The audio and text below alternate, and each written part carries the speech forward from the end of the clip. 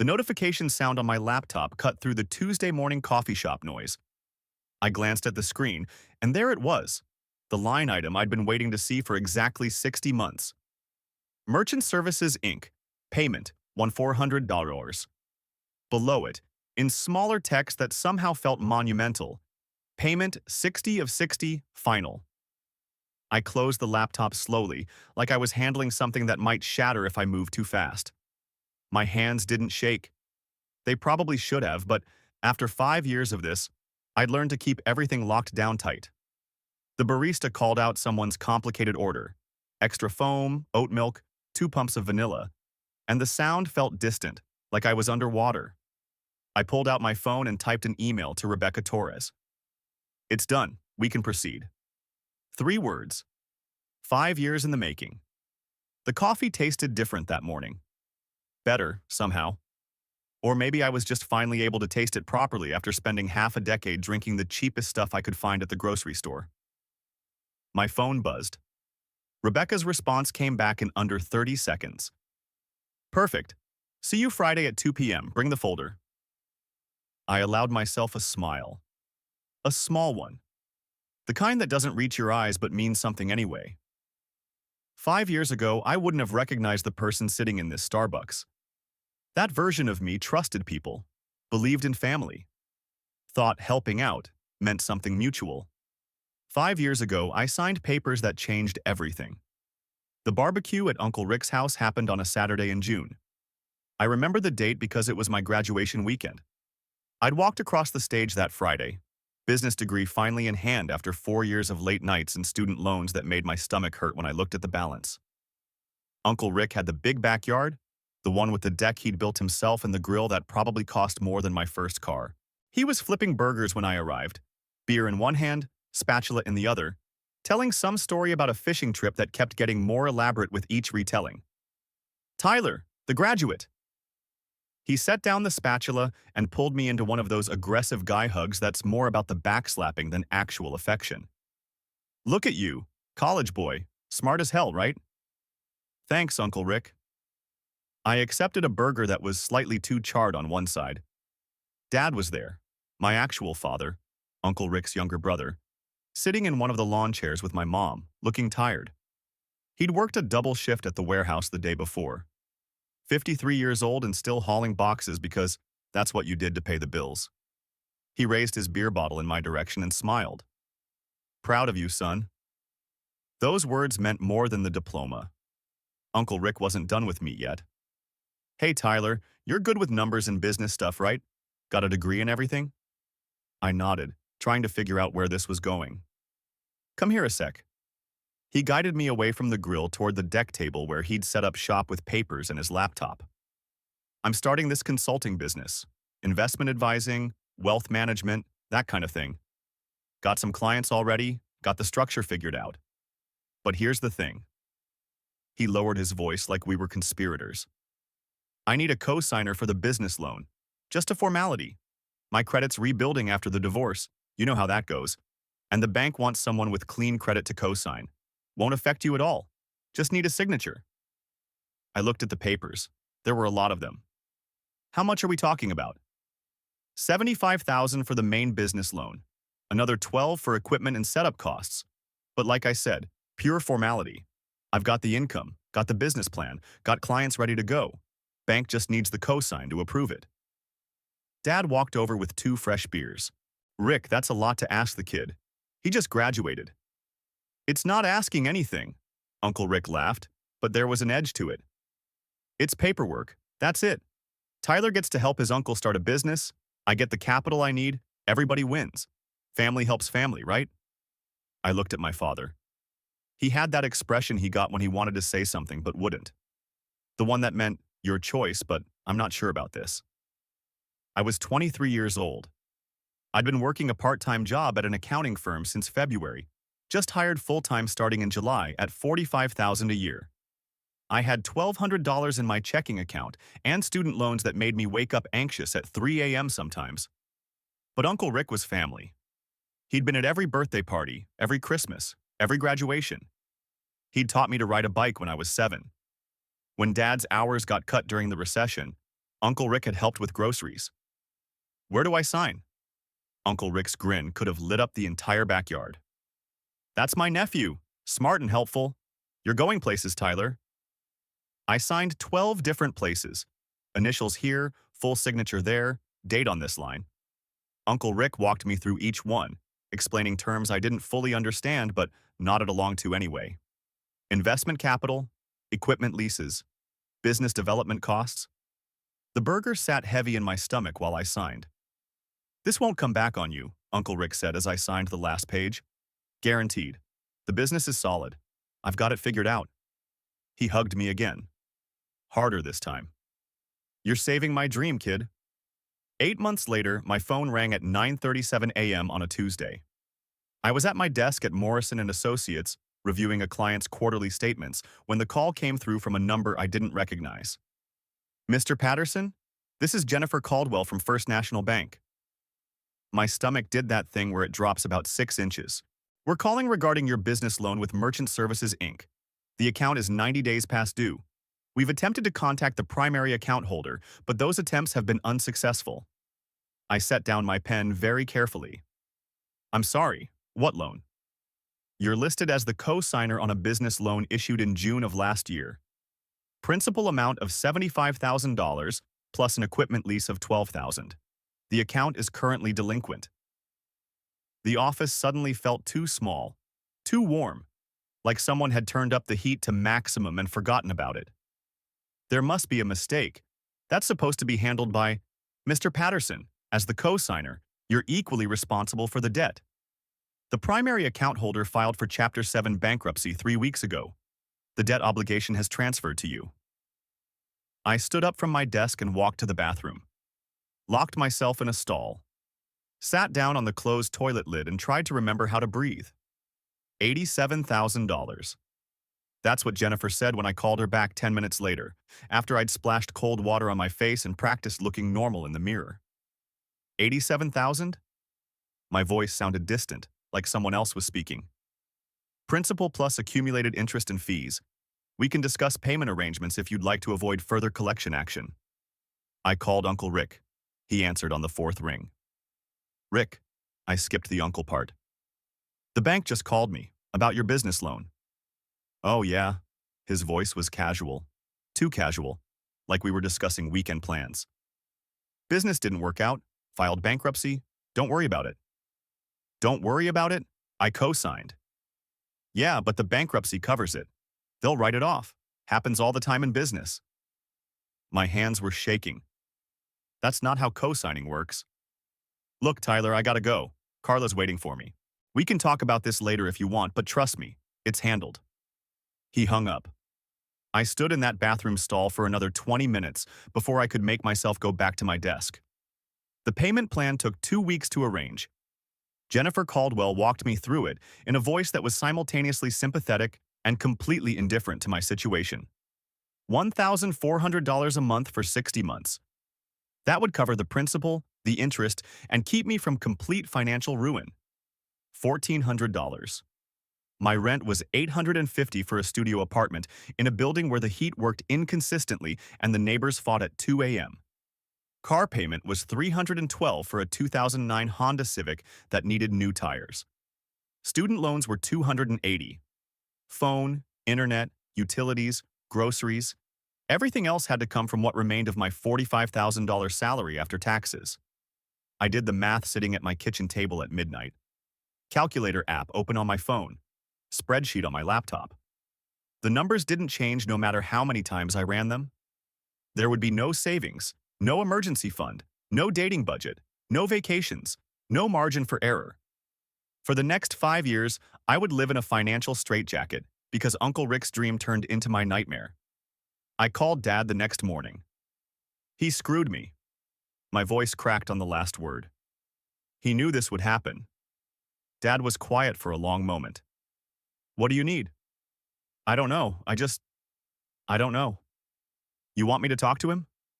Would it matter? Another long pause. Probably not. That's when I knew. When I understood that Uncle Rick wasn't going to fix this. Wasn't going to apologize. Wasn't going to help. The bankruptcy had wiped his slate clean, and mine had just been loaded up with 87,000 reasons to regret trusting family. The first payment cleared on September 15th. I watched the money leave my checking account and felt something inside me change. Not break, exactly. Just harden. Crystallize into something colder and more calculating than I'd been before. I opened a new document on my laptop and titled it Uncle Rick Records. Then I started keeping track of everything. 5 years is a long time to hate someone quietly. That's what I learned. That rage doesn't have to be loud. It doesn't have to announce itself. It can just sit there in your chest like a stone, getting heavier with every payment that clears your bank account. Year 1. I lived on pasta and eggs, learned to make 15 different ramen variations, stopped going out with coworkers after work because I couldn't afford the bar tab. My college friends started to drift away because I could never make it to concerts, sporting events, weekend trips. Next time, I'd say. We both knew there wouldn't be a next time. Uncle Rick showed up to Thanksgiving with a new watch. Not the cheap kind. The kind that catches light and announces its expense without anyone having to ask. He talked about his upcoming vacation to Scottsdale, golf courses and resort pools. He'd bounced back from the bankruptcy faster than I'd bounced back from co-signing. Year 2. I got a promotion at Morrison & Associates. Junior analyst to mid-level. $51,000 a year. I calculated what that meant in extra monthly budget. About $360 after taxes. $250 of that went straight to building a minimal emergency fund that never seemed to grow beyond $800. Uncle Rick bought a Silverado, midnight blue, fully loaded. He drove it to Dad's 60th birthday party and spent 45 minutes in the driveway showing it off to anyone who'd listen. The truck cost more than I'd earn in a year. "You gotta upgrade that Civic at some point, Tyler," he'd laughed, gesturing at my car with rust spots on the driver's side door. "Ain't no women gonna be impressed by that thing." I smiled. Said nothing. Went home and opened my spreadsheet. Added the date and his comment to the mockery log I'd started keeping. Year 3. I met someone. Sarah. She worked at the coffee shop near my office. We went on 3 dates before she asked why I never suggested dinner anywhere nicer than Chipotle. "Just being careful with money," I'd said. 4th date, she asked why I still had a mattress on the floor instead of a bed frame. "Priorities," I'd said. There was no 5th date. She stopped making eye contact when I came in for coffee, started having the other barista handle my order. I couldn't blame her. What 26-year-old woman wants to date someone living like a broke college student? Uncle Rick got married to Carla that summer. Second wedding for both of them. They rented a barn venue 2 hours north and had a reception that must have cost $15,000. Open bar. Live band. Ice sculpture.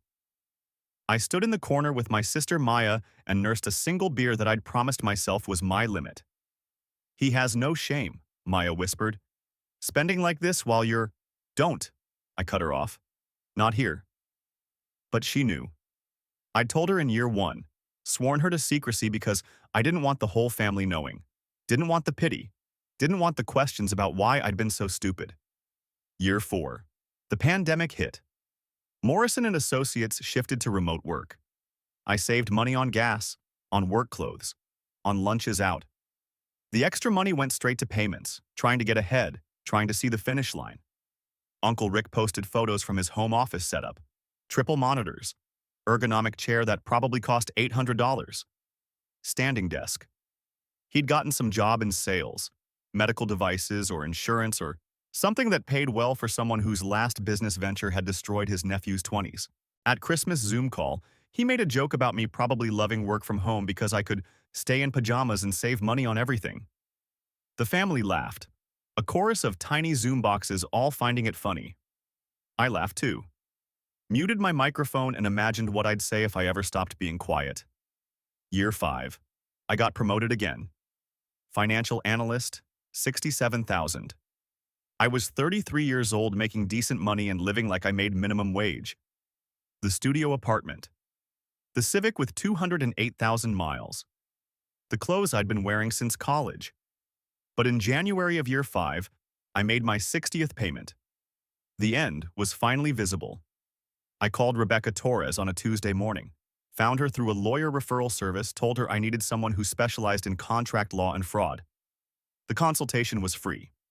I brought my folder, 5 years of payment records, screenshots of Uncle Rick's social media showing his lifestyle, the original co-signing documents, everything. Rebecca reviewed it all in silence. 42 years old, sharp-eyed, the kind of lawyer who probably terrified opposing counsel. She looked up after 20 minutes. This is textbook fraudulent inducement. He misrepresented the risk, you suffered damages, and he's been unjustly enriched while you paid his debt. Can we do something about it? She leaned back in her chair. We can reverse this. Transfer the debt back to him. It'll take about 6 months if you can stay quiet. Can you do that? I thought about the 60 payments, the 5 years, the ramen and the rust bucket car and the dates that never happened and the life I didn't get to live. I can do quiet, Rebecca smiled. It wasn't a friendly smile. It was the smile of someone who enjoyed her job. Then let's start. The plan came together over 6 months. Rebecca filed motions, gathered evidence, built the case quietly while I continued making payments and showing up to family gatherings like nothing had changed. Uncle Rick kept talking, kept posting, kept living his life. In March, he showed up to Dad's house with photos of a boat he was considering buying. Fishing boat. $19,000. He was going to finance it, he said, over 4 years. Gotta enjoy life, you know? He'd said it directly to me. Can't take it with you. I nodded. That's true. In April, he posted photos from a resort in Florida. Beach, cocktails, sunset views. He'd tagged it, living my best life. In May, Maya texted me. When are you going to tell everyone? Soon, I typed back. In June, Rebecca called. Everything's filed, approved, ready to proceed. Just give me the date and location. I looked at my calendar. Family game night was scheduled for July 3rd at Aunt Carol's house. Monthly tradition. Monopoly or cards or whatever. Uncle Rick never missed it. July 3rd, I told Rebecca. I'll text you the address. Perfect, I'll be there. I hung up and made my final payment. Logged into the bank portal. Watched the money transfer. $1,612. I'd paid a little extra this month to close it completely. The weight that had sat on my chest for 5 years didn't vanish. But it shifted. Redistributed. Made room for something else to grow. That night, I ordered Thai food. The expensive kind. Extra spring rolls. Pad Thai with shrimp instead of just vegetables. Mango sticky rice for dessert. It tasted like victory. Or maybe just the first bite of a meal I'd been waiting 5 years to eat. 3 days until game night. 3 days until Uncle Rick learned what it felt like to receive a debt he thought was gone. I couldn't wait. Aunt Carol's dining room smelled like vanilla candles and slightly burnt coffee. She always made coffee too strong and let the pot sit too long, but nobody complained because she hosted every month without fail. The Monopoly board sat in the center of the table, already set up. Someone had added extra house rules over the years. Free parking collected all fees. You had to circle the board once before buying property, stuff like that. Made the games last longer. Made the competition more vicious. I arrived at 7:15. Uncle Rick was already there, holding a Coors Light and talking to Dad about something work-related. He wore a polo shirt that probably cost more than my monthly grocery budget. Tyler, Aunt Carol pulled me into a hug. Haven't seen you in forever. Been busy with work. I set my phone on the table, screen down, recording app already running. Uncle Rick turned around, beer in hand, and his face lit up with that grin I'd learned to hate. Well, Tyler actually showed up. Figured you couldn't afford the gas to get here. The room did that thing where everyone kind of laughs, but not really because they're not sure if it's a joke or an insult. Cousin Jake looked uncomfortable. Sister Maya shot me a glance that said, "Do you want me to say something?" I smiled. Made it work. That's the spirit. Uncle Rick clapped me on the shoulder. Good to see you're still scraping by. I took my usual seat at the table. Dad sat across from me. Maya next to me. Uncle Rick at the head. Aunt Carol, Jake, and Jake's girlfriend Emma filled out the rest. The game started at 7:30. Uncle Rick picked the car token like always. I took the dog. We rolled dice and moved pieces and made small talk about weather and work and nothing that mattered. By 8:15, Uncle Rick owned 3 properties and was making noise about building hotels. I'd circled the board twice and hadn't bought anything yet. You gonna buy anything, Tyler? Uncle Rick collected $200 for passing go. Or just watch everyone else play? I landed on Baltic Avenue and passed on buying it. Saving my money. For what? Uncle Rick laughed. Your millionth package of ramen? Jake shifted uncomfortably. Dad, come on. What? I'm just joking. Uncle Rick bought Boardwalk when he landed on it 2 turns later. See, Tyler? That's how you play. Gotta spend money to make money. I picked up my cards and set them down very deliberately. Interesting philosophy. Maybe if you took risks like me, you wouldn't be broke all the time. He leaned back in his chair, beer in hand, the picture of satisfied confidence. Gotta think big, nephew. The room went quiet. Everyone was looking at their cards or their phones or anywhere except at me and Uncle Rick. I reached down to my bag next to my chair and pulled out a folder. Manila. Slightly worn. Stuffed with papers I'd been collecting for 5 years. Speaking of risks, Uncle Rick. I set the folder on the table. Remember your investment business? His smile froze. Just for a second. A micro-expression that probably nobody else caught. That was years ago, kid. 5 years, I opened the folder. The business loan you needed a co-signer for? Uncle Rick set down his beer. Tyler, $87,000. That's what I've been paying while you bought Silverados and took vacations. I pulled out the first document. Bank statement. Highlighted line. Payment to Merchant Services, Inc. $400. Then another. And another. 60 months of statements. 60 payments of $1,400 each. Wait. Jake leaned forward. Dad, what is he talking about? Uncle Rick's face was doing something complicated. Red creeping up from his collar, jaw tight. That debt was discharged in bankruptcy. I handled it. You handled your bankruptcy. I pulled out more papers. I was the co-signer. The debt transferred to me when you filed Chapter 7. I've been paying it for 5 years. Maya covered her mouth with her hand. Dad went very still. $84,000. I spread the statements across the Monopoly board, covering Park Place and Boardwalk and all those expensive properties Uncle Rick was so proud of owning. That's what I've paid, plus interest. While you... I pulled out my phone and opened Facebook.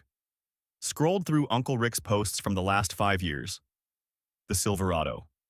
The Florida vacation. The wedding. The boat he'd been considering.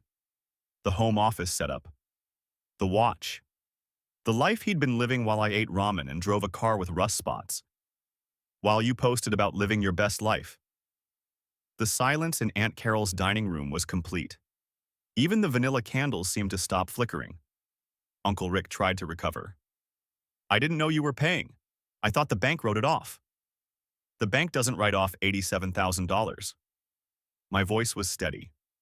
Calm. I'd practiced this. Co-signers are liable. You knew that when you asked me to sign? I was 23. I looked directly at him. Fresh out of college. You said it was a formality. You said it wouldn't affect me. You said the business was solid. Uncle Rick opened his mouth, closed it, opened it again. Business failed. These things happen.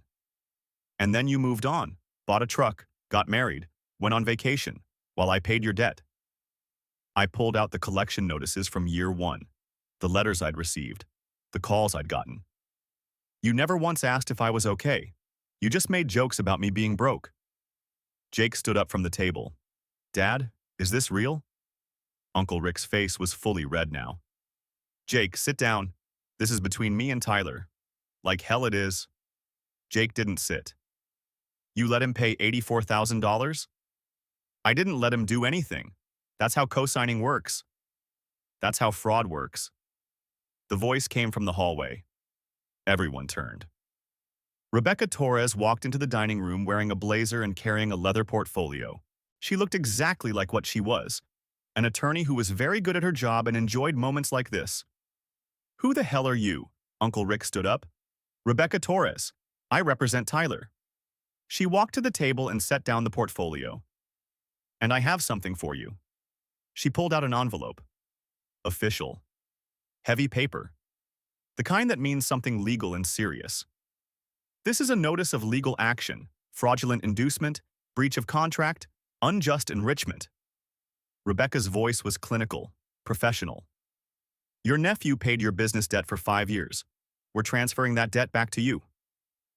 Uncle Rick took the envelope with shaking hands, opened it, started reading.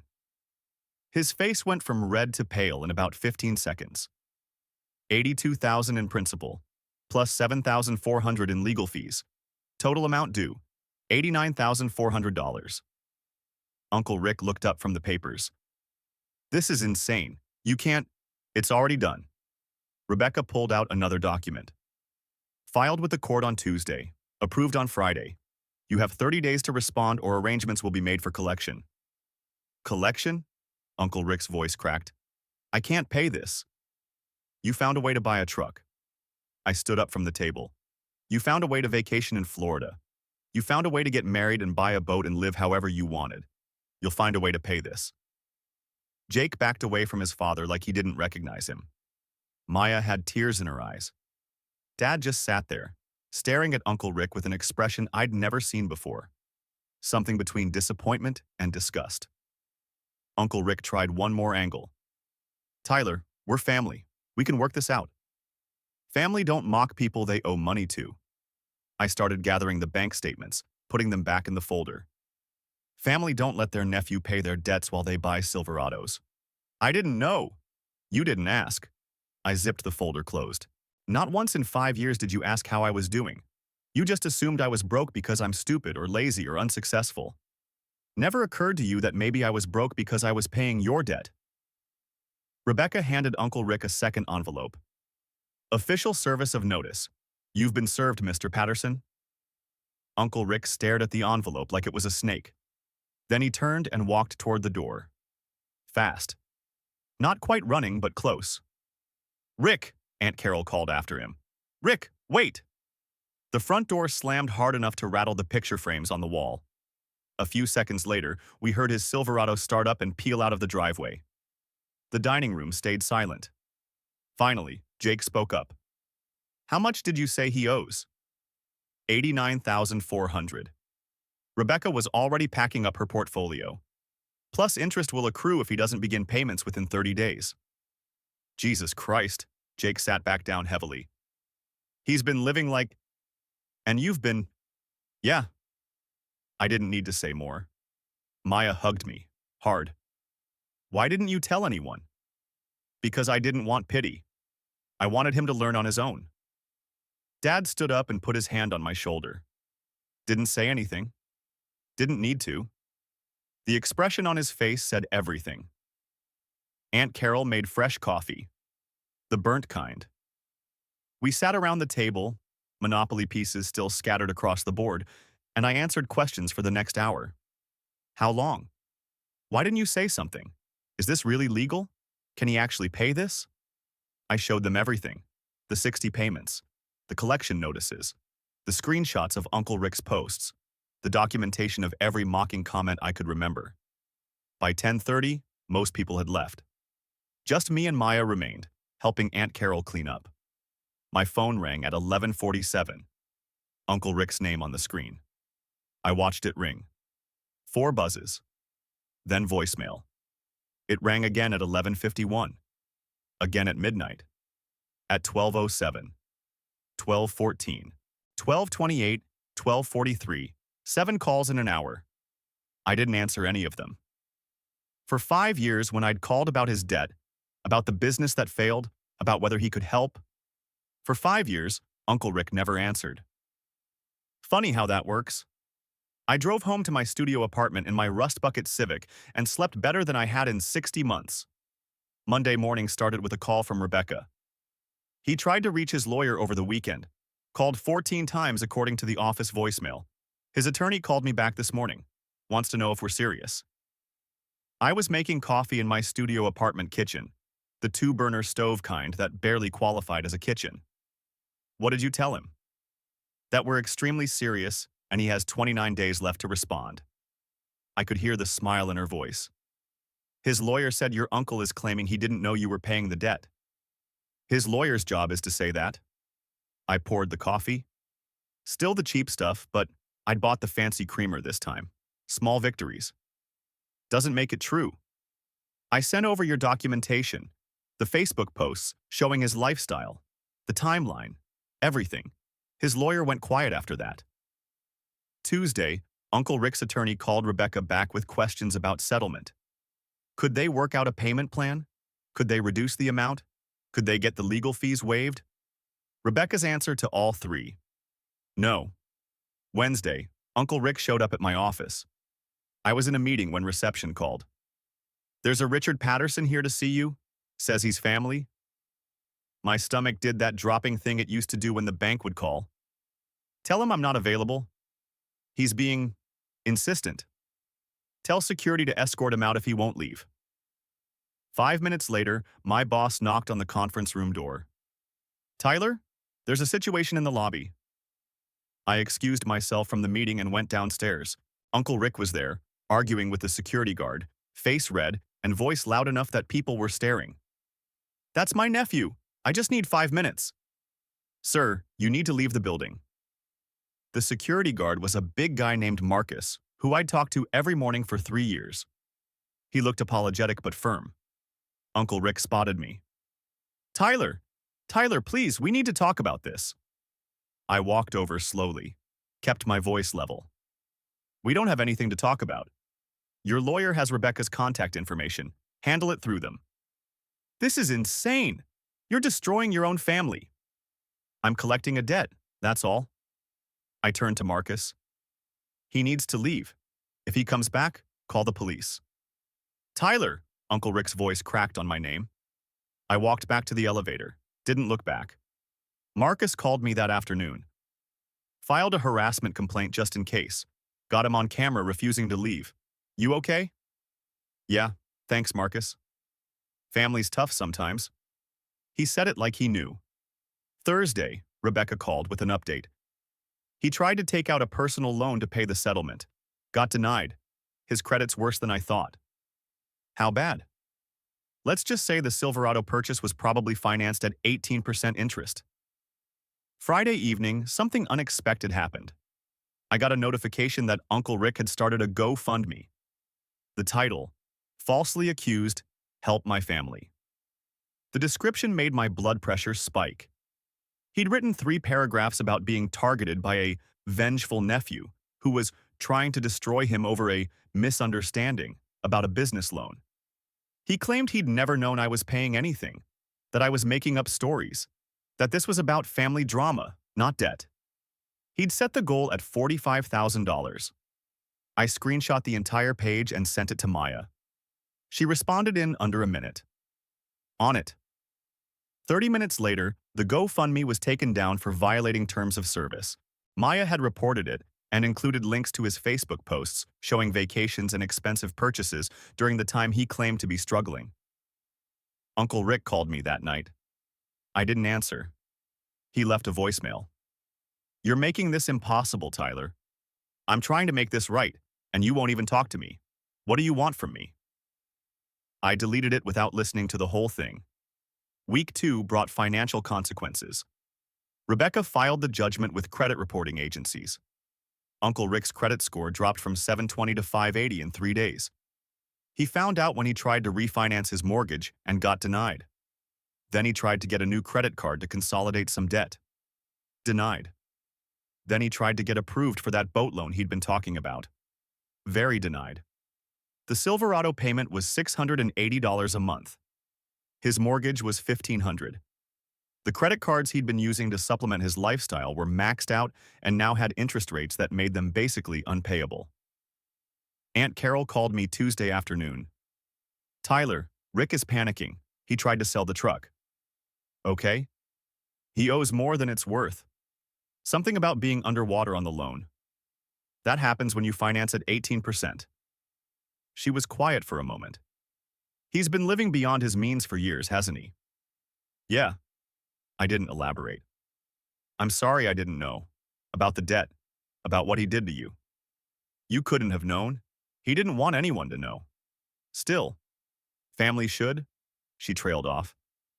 Rick always was good at looking successful. Wednesday, the family group chat exploded. Uncle Rick posted, "Can't believe my own nephew is tearing this family apart over money. Thought we meant more to each other than this." Maya responded with a screenshot. Uncle Rick's Facebook post from 2 years ago. Him standing next to a boat at a dock. Caption, "Living my best life. Sometimes you gotta treat yourself." Then another screenshot. His check-in at a resort in Florida. Week in paradise. Blessed, nature vacation mode. Then another. His wedding photos. Professional photographer. Expensive venue. Then the kicker. Maya posted a photo of a spreadsheet. 5 years of my bank statements, highlighted in yellow. Every $1,400 payment. Total at the bottom, $84,000. Jake commented first. "Dad, what the actual fuck?" Uncle Rick's son, his own kid. Seeing it laid out like that. Emma, Jake's girlfriend, chimed in, "This is disgusting. Tyler paid your debt while you posted about being blessed?"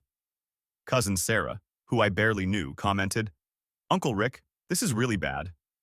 Dad's message was simple. "Rick, call me." Uncle Rick tried to defend himself. Business failed. These things happen. Tyler knew what he was signing. Maya. He was 23. You were 48. You told him it was a formality. Uncle Rick. I thought the bank would write it off. Jake. Banks don't write off $87,000. Stop lying. The chat went silent after that. Uncle Rick left the group at 3:47 p.m. Thursday, Jake called me. "I need to tell you something." His voice was tight. "Dad borrowed money from me too." I sat down. "How much?" $3,200, 2 years ago. Said he'd pay it back when his commission check came through. Did he? No. Kept saying next month. Eventually, I just stopped asking because it was causing fights with him and Mom. "You should tell Rebecca." "Already did. She said it adds to the case." Friday afternoon, Aunt Carol called again. "Tyler, this is embarrassing to admit, but I need to tell you something." I waited. "After my mom passed, your grandma Rose, she left some money. $5,000 split between Rick and your dad.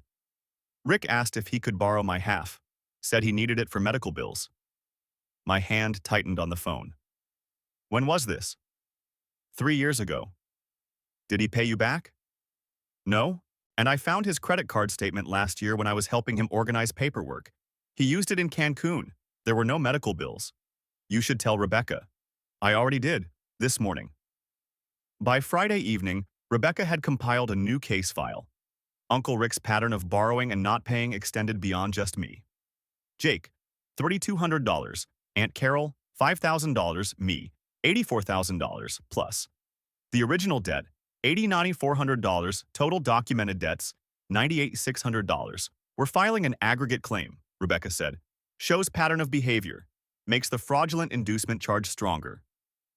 Week 3 through 5 became a masterclass in watching someone's life collapse in slow motion. Uncle Rick listed the Silverado for sale. Got lowball offers because everyone could see he was desperate. Finally sold it to a dealer for $7,000 less than he owed. Had to take out a personal loan at 23% interest just to cover the difference. He started driving a 2008 Toyota Camry. Silver. Dent in the passenger door. The kind of car someone drives when they have no other options. His wife Carla had been quiet through all of this. Then, on a Wednesday morning in week 4, Maya sent me a text. Carla left him. What? Packed 3 suitcases, went to her sister's place. Jake heard from his dad's neighbor. I sat with that information for a while. 5 years ago, Uncle Rick had destroyed my financial stability and then gotten married. Now his marriage was ending because his financial destruction was finally catching up to him. I didn't feel victorious. Just tired. Week 5, Uncle Rick listed his house. 3-bedroom suburban standard. The one with the deck he'd built. The big backyard where he'd convinced me to co-sign those papers. The listing price seemed desperate. He needed out fast. Jake called me Thursday evening. Dad can't make the mortgage payment and the debt payment. Something's got to give. That's not my problem to solve. I know. I'm not asking you to fix it. Jake took a breath. I'm trying to figure out who my dad actually is. Thought I knew him. Yeah. I understood that feeling.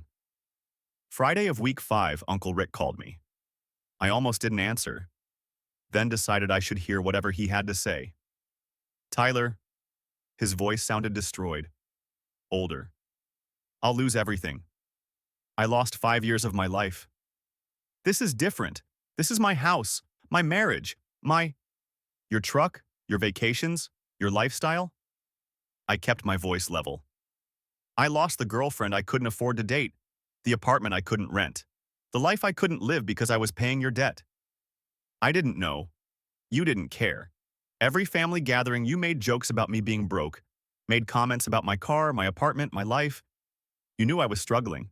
You just thought it was funny. Silence on the line. What do you want from me? He finally asked. I want you to understand what you did. I want you to feel what I felt. I want you to know what it's like to sacrifice everything while someone else lives the life you can't afford.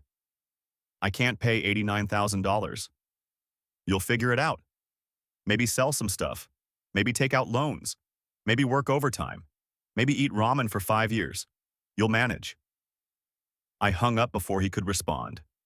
Week 6 brought the breaking point. Uncle Rick's house sold. Fast sale to a cash buyer. He probably lost $20,000 on it compared to market value, but he needed the money now. He moved into a 1-bedroom apartment on the south side, the kind of building with security gates that don't work and parking lots that flood when it rains. Carla filed for divorce. Jake heard about it from his dad's lawyer, who accidentally CC'd him on an email. Friday evening, Rebecca called with an offer. He wants to settle. $45,000 cash from the house sale. The rest paid over 5 years at $800 a month. I did the math.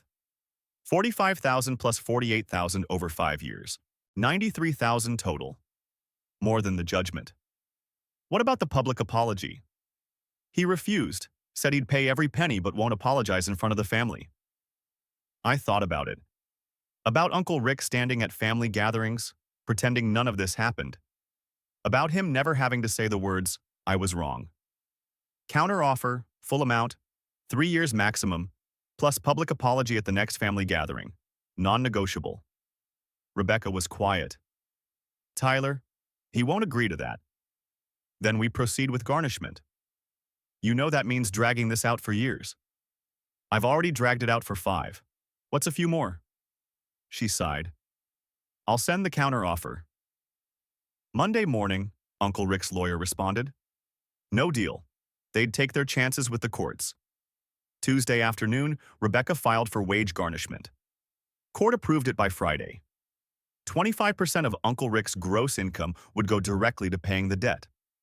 About $1,100 a month based on his salary. It would take 6.5 years to pay off at that rate. I hung up with Rebecca and looked around my studio apartment. The place I'd lived in for 5 years because I couldn't afford to move.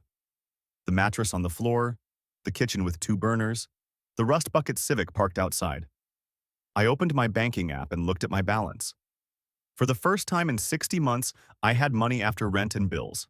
Not a lot, but some. I ordered Thai food, the expensive kind.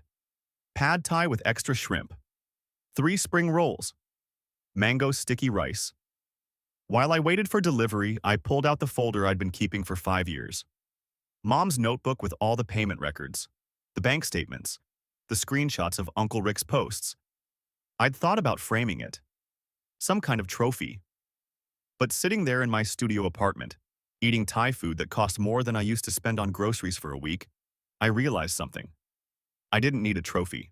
The debt transfer wasn't about having something to look at and feel proud of. It was about making sure Uncle Rick understood that actions have consequences. That family isn't a license to use people. That trust, once broken, comes with a price. I put the folder in my desk drawer, closed it. Then I ate my Thai food and watched Netflix on my laptop and lived my life for the first time in 5 years without thinking about Uncle Rick at all. 3 months after the garnishment started, I moved. Not far. Just out of the studio apartment and into a real one-bedroom in a building that had functioning heat and neighbors who didn't fight at 2 a.m. The rent was $200 more a month, but I could afford it now. Actually afford it. Not barely scrape by, afford it. The first night in the new place, I sat on my couch, also new, from IKEA, assembled by myself in 3 hours of Swedish instruction confusion, and realized I owned furniture. Not a mattress on the floor. Actual furniture. Small victories. The garnishment payments came through automatically. $1,100 a month, deducted from Uncle Rick's paycheck before he ever saw it. Rebecca sent me statements every month showing the balance decrease. Month 1, $88,300 remaining. Month 2, $87,200 remaining month. 3, $86,100 remaining. The math was slow but inevitable. I adopted a dog in month 4. Rescue mutt named Bentley. Half lab, half something else, full personality. He destroyed 2 throw pillows in his first week, and I didn't even care. Having something alive in my apartment that was happy to see me felt like progress. Maya visited the new place in month 5, brought wine and pizza, and spent an hour playing with Bentley. "You seem different," she said, sitting on my actual couch in my actual living room. Different how? Lighter, like you've been carrying something heavy and finally put it down. Maybe I have. She showed me her phone. The family group chat that Uncle Rick had left. It was quiet now. Occasional messages about birthdays and holidays. Nobody talked about the debt or the lawsuit or any of it. "He's not doing well," Maya said carefully. "Jake says he barely talks to anyone. Goes to work, comes home, that's it." I took a drink of wine. "That's not my responsibility to fix." "I know, I'm not saying it is." She scratched Bentley behind the ears. "Just giving you the update." "Thanks." We watched a movie, ordered dessert, talked about normal things. It felt good. Month 7 brought an unexpected development. My manager at Morrison & Associates announced promotions during the quarterly town hall. When she got to my name, she mentioned something I hadn't expected. Tyler Patterson recently completed a major personal financial milestone while maintaining excellent work performance through a challenging period. She didn't know the details. Just that I'd requested time off 6 months ago for legal matters and had been dealing with something stressful. Afterward, several coworkers congratulated me. Asked questions I deflected politely. One of them, Marcus from accounting, mentioned he'd gone to high school with Jake Patterson. "Your cousin, right?" "Yeah." "Heard about the debt thing with his dad. That was your uncle?" Word had spread. Not through social media or news articles, just through the quiet network of people who knew people who knew people. Small city. Everyone's connected somehow. By Wednesday, 3 people had asked me about it. By Friday, it felt like the whole office knew. I didn't confirm or deny anything. Just smiled and said, "It's handled," and changed the subject. Uncle Rick, according to Jake, got calls that week. Friends who'd heard through mutual connections, business associates, people he played poker with. The whispers followed him. At the grocery store, the gas station, the bank. Small-town justice works quietly but efficiently. Month 9, Uncle Rick requested a meeting. The email came through Rebecca. Professional. Brief. Wanted to discuss resolution options in person. I agreed to meet at a Panera Bread. Neutral territory. Rebecca came with me as witness and counsel. Uncle Rick looked different. Older. The red face had become pale. The confident swagger was gone. He wore a polo shirt that had seen better days and drove up in the Camry with the dent still in the passenger door. We sat in a corner booth. Rebecca ordered coffee. Uncle Rick ordered nothing. "Tyler." His voice was quiet. "I wanted to talk to you, off the record, just us." Rebecca cleared her throat. "Nothing said here is off the record." Uncle Rick glanced at her, then back to me. "I've been thinking a lot about what I did. About the co-signing. About the debt." I waited. "I didn't understand what I was doing to you. I thought, He struggled with the words. I thought it would all work out somehow. You thought wrong. I know that now. You knew it 5 years ago when the bank called me. You just didn't care. He flinched. I cared. I was dealing with my own problems. The divorce, the bankruptcy, starting over. I wasn't thinking about how it affected you. That's the problem. You never thought about how it affected me. You just assumed I'd handle it quietly and not bother you about it. I was wrong. The words hung in the air between us. What do you want from me, Uncle Rick? He looked at his hands. I want to know what it will take to make this right. The garnishment is killing me. I can barely afford my apartment. Carla's gone. Jake barely talks to me. I've lost everything. I lost 5 years eating ramen while you ate steak. I kept my voice level. I lost the girlfriend I couldn't afford to date, the apartment I couldn't rent, the life you stole. You can't give me that back. Silence. Then what do you want? I want you to understand that actions have consequences. I want you to know what it feels like to sacrifice everything because of someone else's choices. I want you to learn that family isn't a license to use people. I understand now. Do you? Because you're sitting here asking me to make it easier for you, to reduce the payment, to let you off the hook. That's not understanding. That's just wanting out. Uncle Rick stood up. I can't win with you.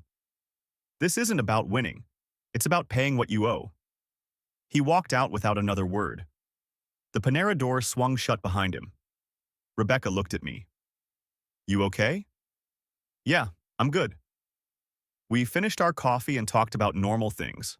Work, dogs, the weather, life. Month 12 felt like a milestone. I'd been living in the new apartment for 9 months. Bentley had destroyed 6 more throw pillows but learned to sit on command. I'd started dating someone I met at a coffee shop. Her name was Rachel. She worked in marketing. She made me laugh. Uncle Rick had paid $13,200 through garnishment. Still owed $76,200. At the current rate, he had 5.5 more years. Jake called one evening. There's a family thing. Aunt Carol's hosting Christmas. She wanted me to ask if you're coming. Will your dad be there? Probably, but nobody expects you two to talk. I thought about it, about sitting in a room with Uncle Rick, about pretending everything was normal while his paychecks subsidized my life. I'll be there. Christmas Eve at Aunt Carol's house felt strange. Uncle Rick arrived late, stayed quiet, nursed a single beer in the corner. We made eye contact once across the room. He nodded slightly. I nodded back. That was it. No conversation, no confrontation, just acknowledgement that we existed in the same space and that was all we'd ever be now. I left at 11. Uncle Rick left at 11:30. Maya walked me to my car. Think you'll ever forgive him? I don't know. Maybe. Probably not. That's fair. I drove home to my apartment where Bentley waited and Rachel was sleeping on my couch after a movie marathon. Life felt normal for the first time in 6 years. The final payment won't come for another 5.5 years. Uncle Rick still owes $76,200. Every month, $100 disappears from his paycheck. Every month, the balance decreases. We don't speak. We don't text. At family gatherings, we orbit each other like planets that share a solar system but never touch. His wife never came back. His son visits him on holidays, but the relationship is different now. His reputation in the family never fully recovered. I got promoted to senior analyst in March. Started investing in index funds. Adopted a second dog in July. Got serious with Rachel. Started planning a life that feels like mine, not like something I'm renting from someone else's mistakes. Sometimes people ask if I regret the lawsuit. If I feel bad about what happened to Uncle Rick. I think about being 23 and trusting family. About signing papers I didn't understand. About 5 years of $400 monthly payments while he posted vacation photos and made jokes about my rust bucket car. The answer is no.